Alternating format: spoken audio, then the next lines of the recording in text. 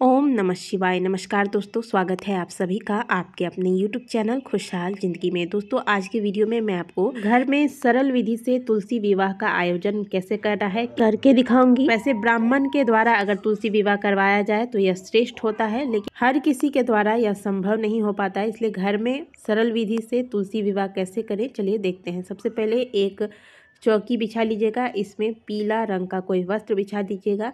इसके ऊपर लड्डू गोपाल जी को स्थापित करें। यदि आपके पास लड्डू गोपाल जी नहीं है, आप शालिग्राम भगवान की पूजा करते हैं तो उन्हें रख सकते हैं, नहीं तो विष्णु भगवान की कोई फोटो या प्रतिमा है तो उन्हें भी आप स्थापित कर सकते हैं। इसके बाद कलश स्थापना। किसी भी पूजन में सबसे पहले कलश स्थापना किया जाता है। तुलसी विवाह में मंडप तैयार किया जाता है, जैसे गन्ने होते हैं उससे आप मंडप तैयार कर सकते हैं। तो अभी मैं आपको बस करके दिखा रही हूँ, इसलिए मैंने यहाँ पे तैयार नहीं किया है। आप जिस दिन पूजा करेंगे बहुत सुंदर से, जितना संभव हो सके पुष्पों की लड़ियों से और गन्ना इत्यादि से आप मंडप तैयार करेंगे। इसके बाद कलश स्थापना करें। एक छोटा सा आप इस प्रकार से कोई पात्र ले लीजिएगा, कलश ले लीजिएगा। इसमें आप शुद्ध जल में गंगा जल मिलाकर भर लें और इसके बाद कलश में थोड़े से पुष्प, सुपारी, एक पान का पत्ता और एक सिक्का डाल दीजिएगा। इस कंठ पर एक मौली धागा लपेट लीजिएगा।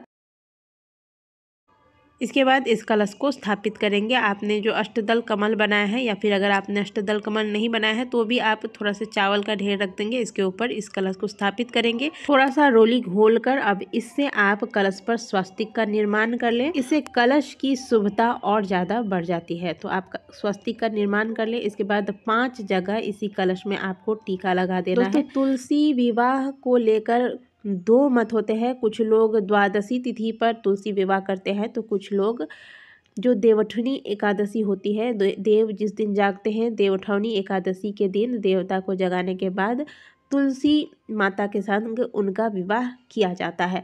तो सबसे श्रेष्ठ जो होता है वह देवउठनी एकादशी के दिन ही भगवान के साथ तुलसी विवाह करना माना गया है।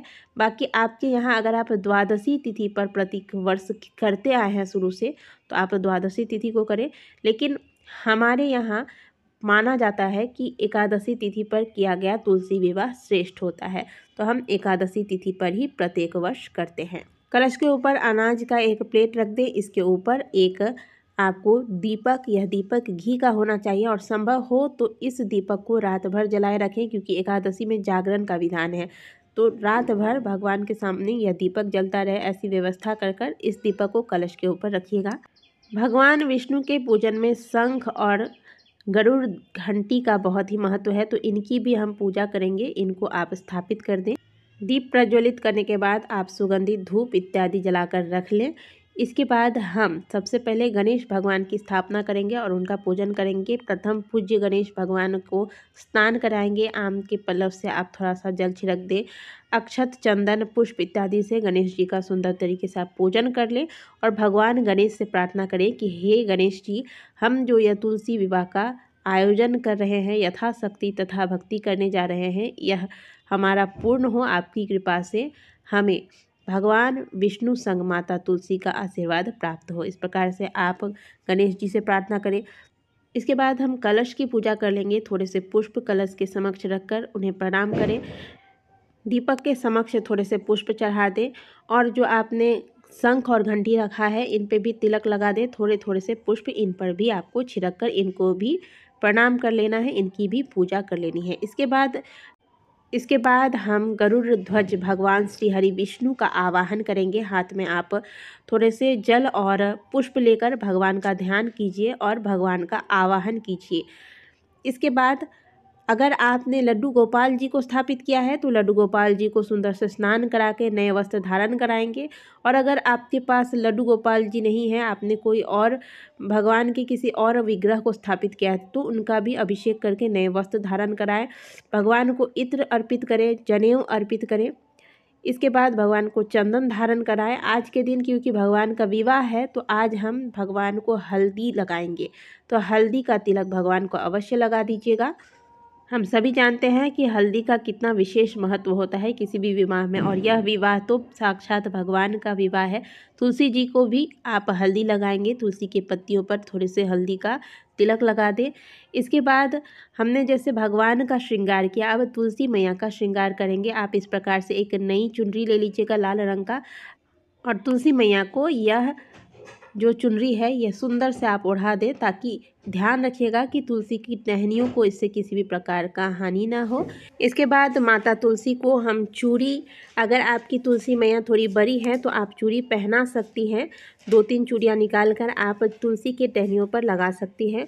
क्योंकि मेरी तुलसी मैया छोटी है तो यहाँ पे मैं चूड़ी पहनाऊंगी नहीं, लेकिन चूड़ी अर्पित अवश्य करूँगी। ये लाह की चूड़ियाँ हैं, हमारे यहाँ ये बहुत पवित्र मानी जाती है और किसी भी पूजा पाठ में हम इसी का प्रयोग करते हैं। तो मैं यहाँ पे लाल हरी चूड़ियाँ लेकर आई हूँ। आप भी इसी प्रकार के रंगों का चुनाव कीजिएगा माता को जब भी चूड़ी अर्पित करना हो। तो तुलसी माँ को इस प्रकार से चूड़ी अर्पित कर देंगे। बिंदी अवश्य अर्पित कीजिएगा माता को। तो बिंदी आप एक बिंदी माता की एक पट्टी पर लगा भी सकते हैं, जैसे कि मैं यहाँ आपको करके दिखा रही हूँ। अब भगवान का गठबंधन करेंगे हम माता तुलसी के साथ। तो अगर आपने पीले रंग के वस्त्र चढ़ाए हैं भगवान को, बहुत से लोग धोती वगैरह चढ़ाते हैं, अगर चढ़ाए हैं तो उसके साथ चुनरी में गठबंधन करेंगे। नहीं तो आप इस प्रकार से एक कलावा भगवान के ऊपर से ऐसे चढ़ाकर और इस कलावे को माता की चुनरी के साथ बांधकर गठबंधन कर सकते हैं। इसके बाद माता तुलसी को सिंदूर अर्पित करेंगे। माता तुलसी को सिंदूर भगवान को स्पर्श कराकर फिर लगाना है, लेकिन ध्यान रखिएगा कि केवल तुलसी विवाह वाले ही दिन सिंदूर लगाना है। इससे पहले तुलसी जी को सिंदूर नहीं लगाया जाता है, इसलिए मैं आपको यहाँ लगाकर नहीं दिखा रही हूँ। आप जिस दिन तुलसी विवाह करेंगे उस दिन अवश्य सिंदूर लगाइएगा, और सिंदूर लगाते वक्त भगवान के हाथों से स्पर्श अवश्य करवाइएगा। इसके बाद आप प्रसाद में कुछ मीठा या फिर मेवा वगैरह भोग स्वरूप लगा सकते हैं। फल 5 प्रकार के फल रखिएगा, जिसमें कि आंवला अवश्य रखें। भगवान के मुख शुद्धि के लिए पान अर्पित करें। इस प्रकार से आपको पूजन करनी है। पुष्प की माला अगर आपके पास हो तो अवश्य अर्पित कीजिएगा। यहाँ पे मेरे पास नहीं था तो मैंने अर्पित नहीं किया है। बाकी आप पुष्प से जितना सुंदर से हो सके अवश्य सजाएं, तुलसी जी को सजाएं, उनकी मंडप को सजाएं। और ध्यान रखिएगा कि इस पूजा के दौरान तुलसी जी को किसी भी प्रकार की क्षति ना हो, उनको किसी भी प्रकार का कष्ट ना हो।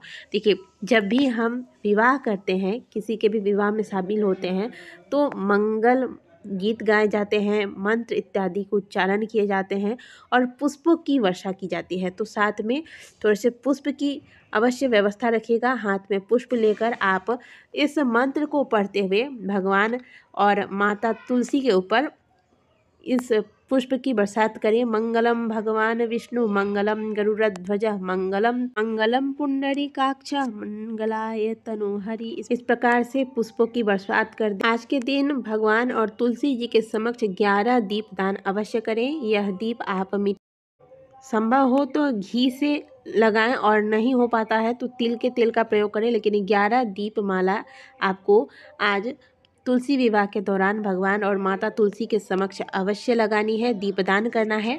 आप चाहे तो मिट्टी का दीपक ले सकते हैं, नहीं तो आप आंवले का दीपक भी ले सकते हैं। इसके बाद आप विवाह गीत गाएं, तुलसी विवाह की कथा का श्रवण करें, तुलसी माता की आरती करें, भगवान की आरती करें, और हो सके तो रात्रि जागरण करें। तो ये बहुत ही सरल सी विधि है तुलसी विवाह, जिसे आप बहुत कम सामग्रियों के साथ बहुत ही आसानी से कमेंट बॉक्स में जय तुलसी मैया, जय श्री हरि विष्णु का वीडियो को लाइक जरूर लगाइएगा।